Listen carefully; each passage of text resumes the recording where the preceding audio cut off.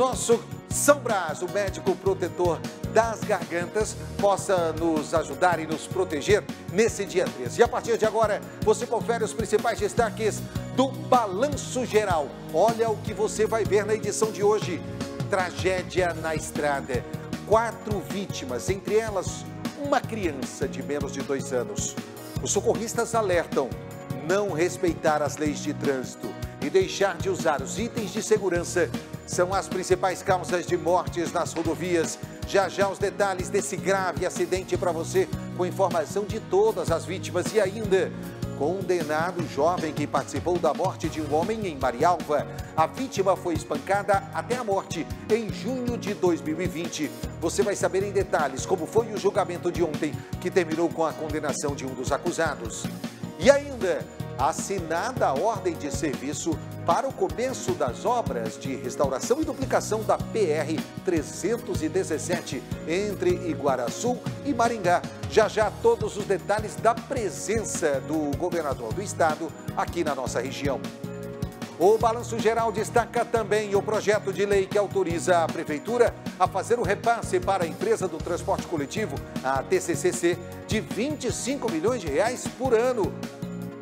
Tudo isso agora sendo discutido na Câmara de Vereadores. Será que os vereadores concordam, discordam? Qual a opinião? Um assunto polêmico onde a maioria da população acredita que a Prefeitura está no caminho certo. Já já a gente volta a debater esse assunto aqui no Balanço Geral. E mais, a Polícia Federal faz uma operação contra um grupo suspeito de lavar 4 bilhões de reais do dinheiro do tráfico. Um dos maiores traficantes de drogas do Brasil estaria envolvido. Os detalhes dessa operação você acompanha daqui a pouco. Por isso fica comigo que eu estou sempre com você. Está no ar a edição do Balanço Geral Maringá.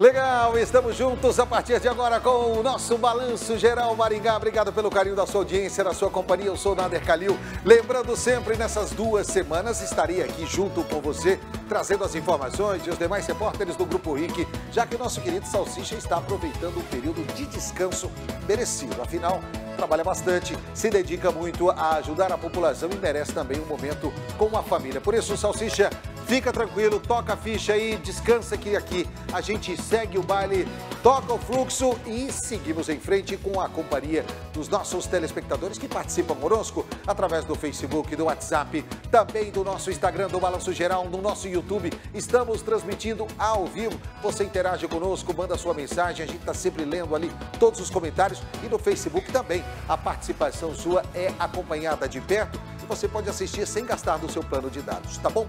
E a gente já começa o Balanço Geral de hoje falando de um júri popular que aconteceu ontem. Um acusado de matar um homem espancado em Marialva foi condenado a 12 anos de prisão. A gente ontem no Cidade Alerta Maringá acompanhou passo a passo esse julgamento, o momento das explanações, defesa da acusação por parte do Ministério Público. Um jovem que participou daquele ataque onde um rapaz acabou sendo morto com várias pancadas na cabeça, foi o último dos acusados envolvidos nesse crime a receber a condenação. 12 anos de prisão. Ricardo Freitas conta a história desse crime, onde um jovem apanhou até morrer, ou os assassinos bateram até matar. Coloca no ar. No banco dos réus, Jackson Gomes da Silva, 21 anos, acusado de ter matado Adriano Luiz Vieira, de 35 anos, no centro de Marialva em junho de 2020. Imagens de câmera de segurança mostram Adriano de roupa branca sendo perseguido por vários homens. Ele é espancado com chutes e socos e também recebe pedradas. Ferido gravemente, é internado no hospital e morre dias depois. O Ministério Público apontou 3 assassinos, um menor de 17 anos que foi julgado e solto, e um morador de rua que ainda não foi encontrado, além de Jackson, que foi preso dias depois do crime.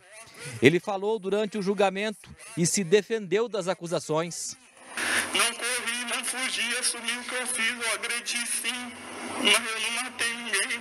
sou um assassino. Eu nunca matei ninguém na minha vida. Eu sou um menino de boa. Infelizmente eu errei sim de ter feito isso aí.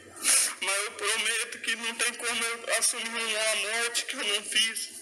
Mas a promotoria viu tudo isso como pura encenação. Depois de um júri tenso e movimentado, o resultado. Jackson foi condenado a 12 anos de prisão por homicídio duplamente qualificado. A pena não foi tão grande, né? 12 anos, mas a gente saiu um pouco aliviado porque a gente sente que a justiça foi feita. Eu estou me sentindo aliviada, pelo menos assim eu sei que a morte do meu filho foi vingada, né? Que agora eu sei que ele vai descansar em paz, né? Porque a gente esperava isso, até que eu esperava que ele fosse condenado um pouquinho mais. Diante da reclamação da família sobre a pena, o Ministério Público ainda vai decidir se recorre da decisão. A família sempre vai querer o máximo de pena possível, né? Mas a decisão ela é fixada nos termos legais, devidamente fundamentada. Assim, nós ainda vamos analisar se há alguma possibilidade de aumento dessa pena pelo Tribunal de Justiça. Nós não descartamos a possibilidade de interposição de um recurso, né, para aumento da pena, mas em termos do mérito nós entendemos que não há qualquer possibilidade de alteração. Olha, parabéns ao doutor responsável pelo Ministério Público, promotor Ricardo Parisson Garcia. Né, ele acabou aí fazendo um belo trabalho, explanando diante do Tribunal do Júri, para que, a gente costuma dizer, né, os pares, aqueles ali que decidem se o réu é inocente ou culpado, eles não tivessem dúvidas da condenação. Porque essa imagem que você vê aí é muito forte.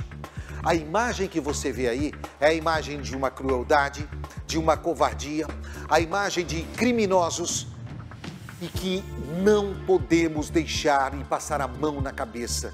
Não se pode repetir cenas de atrocidade como essa que estamos vendo, onde uma vítima inocente, um jovem com um belo futuro pela frente, é morto de forma cruel, covarde e bárbara.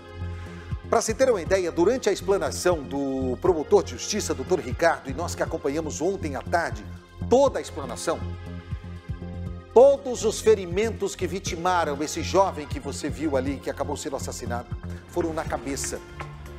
Essa imagem, esse rapaz, ele foi morto com traumatismo crânioencefálico, pancadas na cabeça, desferidas por covardes, por assassinos. E agora eu posso dizer assassinos. Por quê? Porque foram condenados. Só que 12 anos de cadeia é muito pouco. Ontem, ao conversar com o doutor Ricardo, cobramos, né, para saber se o Ministério Público vai recorrer da decisão. E ontem o doutor foi muito claro. Quando desse crime, esse jovem que foi condenado ontem a 12 anos de cadeia tinha menos de 21 anos. E o nosso Código Penal estabelece que, para crimes cometidos por menores de 21 anos, nós temos um atenuante na pena, o que é um verdadeiro absurdo.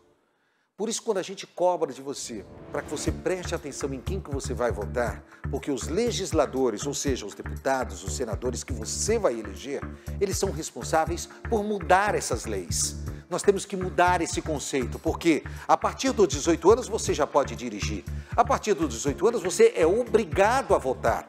A partir dos 18 anos você é responsável legal pelos seus atos. Você pode casar sem a necessidade de uma autorização de pai e mãe. Ou seja, porque a partir dos 18 anos você é totalmente responsável pelos seus atos, mas para a lei tem menos de 21 anos, tem que ter um atenuante. Então eu tiro a vida de alguém, sou condenado a 12 anos, cumpro 1/3 da pena, 3, 4 anos e ganho a liberdade. Nós temos que mudar com isso, temos que acabar com isso, para que vítimas inocentes como a desse jovem, elas não sejam ceifadas. Só assim, mudando as nossas leis, é que nós vamos dar sequência à continuidade do progresso, do desenvolvimento. Caso contrário, a gente vai continuar vendo crimes como esse, barbáries como essa. É lamentável apenas 12 anos de cadeia para uma morte tão banal.